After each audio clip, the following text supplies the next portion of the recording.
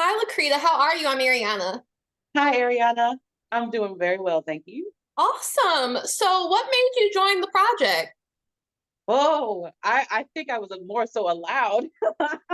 I wanted to, and I knew from the minute that I read the script that this was something that I wanted, and I put my best foot out there, and thankfully the powers that be responded to it.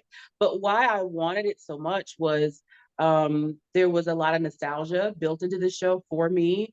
It wasn't something that I watched with my mother or my grandmother, but it was a time in my life, my childhood, where my imagination was not jaded by the social norms of of society.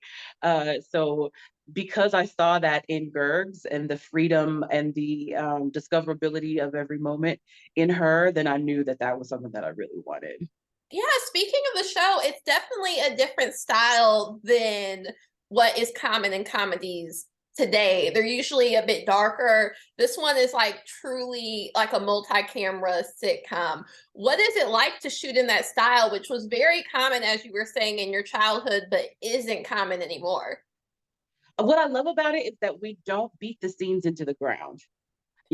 So we've got these fresh moments, and we've got these moments where we can kind of improv and play, but it's not the 17th take of scene 1A, so it doesn't get stale for us. And I think that the multicam definitely keeps it fresh. Also, it makes more sense to me because sometimes in the past with the projects that I've worked on that were single cam, sometimes the actor is not there, sometimes the actor is there, sometimes it's tape that you're looking at and you're acting to. Sometimes you've got the person behind you saying lines, but you're focused this way. So sometimes it's a bit confusing, and it's just a matter of me getting to do projects like that more, that I'll finally get my traction on it. But it was just nice to always know where you were directing your intention with multicam. So I appreciate the process. Yeah. Speaking of multi-cam and shooting the show, what are some of your favorite scenes that you have shot? Oh gosh, anything having to do with physical comedy. I what I love about like restoration comedy or your vaudevillian stuff, we got door slams, we got pratfalls, like anything where we can tell the story with our bodies. Those are my favorite scenes. Yes. So you have original cast member John on the show. What is it like to have someone who was in the original show that was on in the 80s and early 90s to be part of it? Is he giving you any tips? Is did it feel like it kind of gave more of a credibility to the show since there are a lot of reboots these days? Mhm.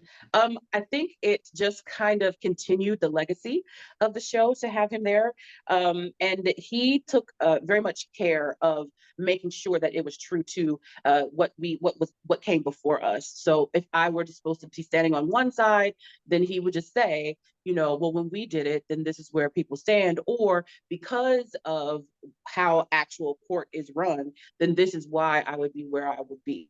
But it was never like intrusive. It was never, well, you need to be doing this. It came from a place of love. And because we have such a great foundation to stand upon and to move forward from, we wanted to capture as much as the original fervor as we possibly could. So they found a lot of the original set pieces. I don't know how. They got some of the original blueprints, which is amazing, so that we were able to have tangible things as well as a spiritual foundation for our new show. Yes. So it is a reboot, and obviously it's been almost 40 years since the original premiered, and topics are kind of talked about a bit differently. You have this incredible episode where your nephew comes to visit, and you're kind of talking about how the justice system, which the show is about, isn't always very just. Was it very important, especially for a Black woman, to that be a part of the conversation, and even your character kind of coming to terms with the type of work she does? Mhm, mhm. Yeah, that was very important. And what I love about that is that Melissa established from the beginning that there was an open door policy. And if there was any question or concern, for the positive or the negative, that her door was always open.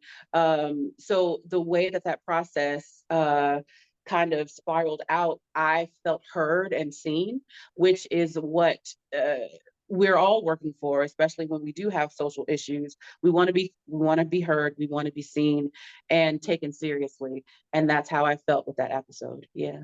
Yes, I loved it. And I like that it's also very much a family comedy that is able to Mhm. open conversations for all different types of families about the justice system and working inside and out of the system.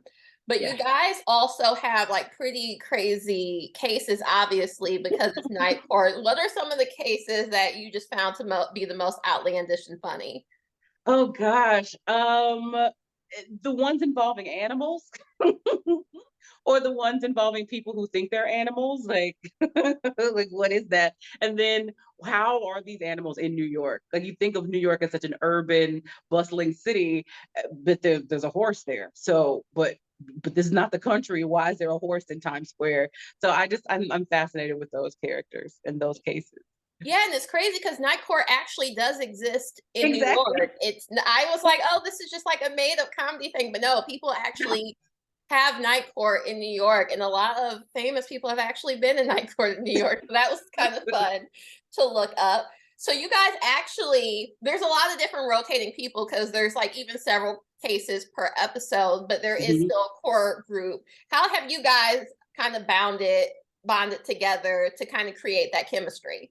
Oh, I mean, the beautiful thing about it, like, there's not a lot of repositioning of cameras, but what I love is that in between scenes, it's it's especially towards the end of the week, we're not so in our heads about our lines, and so that we get to sit and chit chat with each other, or we'll have be on a lunch break and we will have lunch downstairs together or outside together. um you know I'm always afraid that I'm not going to know what my lines are. So I have a tendency sometimes to stuff myself in my dressing room, but there's something to be said about even when I know I need to work, I still want to be around my castmates. That's a beautiful thing. Yes. And how would you say that you're like Gurgs, and how are you like, this is completely different, this is totally acting? I think I'm like her in that there's a playfulness in her that is definitely me. How we differ though is that I I can't always say I can't always respond in the moment the way that she can. I kind of have to filter it to make people comfortable. Even though I don't feel like I'm an opposing person, some people have said that I'm intimidating. So I just want everyone to be comfortable. So I may kind of tweak how I really want to say something to make sure I capture that. But Gertz is just like, it is what it is. You're gonna take it how you're gonna take it. I mean you no harm, but let me just have this moment to get this back to you the way that you gave it to me. Yes. And if you weren't playing Gurgs, which character would you love to play? Oh, that's a great question. If I weren't playing Gertz, oh gosh. I Oh, would I say hadn't thought about Olivia because you that. guys are just the complete opposite. If we did like a topsy-turvy kind of thing, I think I want to be Dan. Oh, I could see that Yeah. too. I would love to be that kind of reserved, kind of what is he thinking?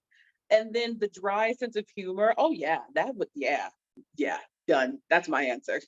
Awesome. That's so much fun. Well, thank you so much for taking the time to talk to me. Congrats on the show that's premiering soon, and hope to talk to you about future projects. Awesome. Take Okay. care. Awesome. Thank you so much. Bye. Bye.